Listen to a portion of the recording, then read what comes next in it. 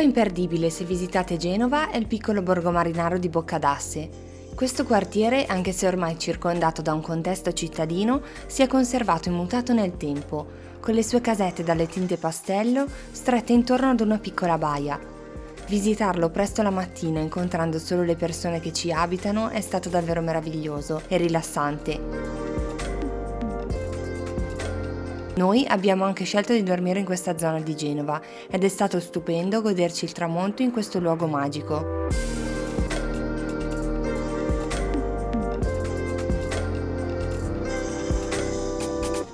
Nel cuore di Genova potete camminare in alcune vie dichiarate nel 2006 Patrimonio Mondiale UNESCO. Il complesso delle strade nuove formato da via Garibaldi, via Balbi e via Cairoli sono un insieme unico di magnifici palazzi rinascimentali e barocchi, residenze nobiliari che hanno mantenuto nei secoli le loro caratteristiche.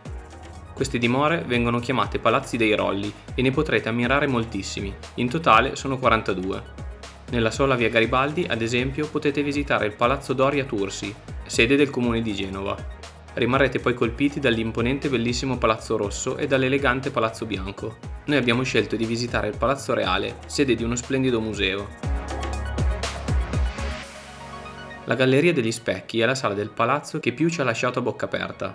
Anche il resto degli ambienti, così ricchi di decorazioni, stucchi, opere e sculture, sono state una bella scoperta. Bellissimo e da non perdere il terrazzo monumentale. Il costo d'ingresso è di 6 euro.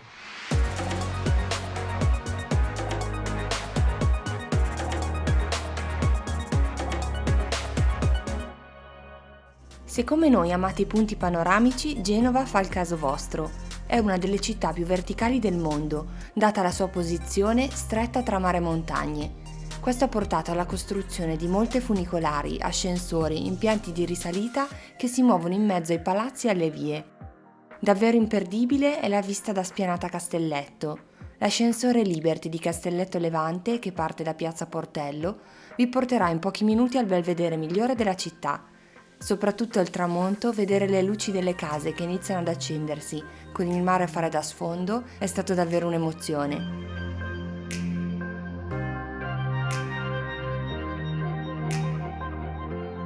Prendete la funicolare Zecca-Righi, che in circa 20 minuti vi porterà sulle prime alture di Genova. Oltre allo splendido panorama di cui godrete arrivati al capolinea, vi colpirà il cambio repentino di paesaggio. Si passa infatti dalla città alla collina. Da qui partono anche i sentieri che portano al Parco delle Mura e agli antichi forti.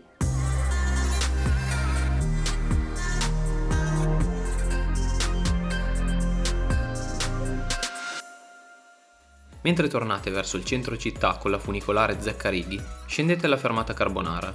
Da qui parte una lunga scalinata chiamata appunto Salita di Carbonara che vi porterà nel cuore del quartiere medievale del Carmine. Questo piccolo quartiere, anche se in pieno centro città, è rimasto autentico e fermo nel tempo. I nomi delle sue vie sono fantastici, vi troverete a camminare in Vico del Cioccolatte, dello Zucchero e della Fragola, fino ad arrivare alla piazzetta della Giugiola, che deve il suo nome ad un albero di giuggiole antichissimo, forse il più antico di Genova. In Piazza del Carmine potete vedere anche il mercato rionale in stile Liberty che è stato recentemente ristrutturato. Fermatevi infine alle Bontà del Grano per uno spuntino. Esce un profumo da questo sacchetto. La signora della focacceria ci ha anche omaggiato di questo schiacciato ai cereali. La loro focaccia è la più buona che abbiamo assaggiato in questi giorni di viaggio.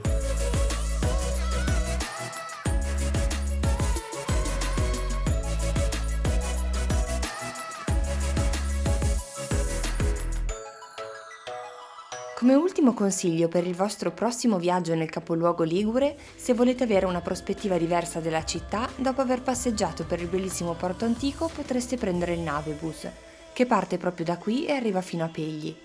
Il biglietto costa solo 4 euro e il viaggio dura circa 35 minuti. Passerete accanto alla famosissima lanterna, faro e simbolo di Genova. Avrete una visione della città davvero speciale. Costeggerete l'aeroporto costruito proprio sul mare per arrivare infine a Pegli, che vi accoglierà con le sue case colorate affacciate su una bellissima passeggiata lungomare.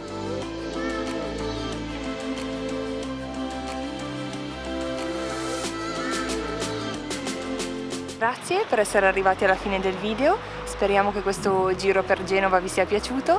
Fateci sapere nei commenti se ci siete mai stati e se conoscevate già questi posti che vi abbiamo fatto vedere. Prima di salutarci, se volete iscrivetevi al canale così non vi perdete i prossimi video in uscita. Per supportarci lasciate un mi piace e condividete il video. Grazie e alla prossima. Ciao! Ciao ciao!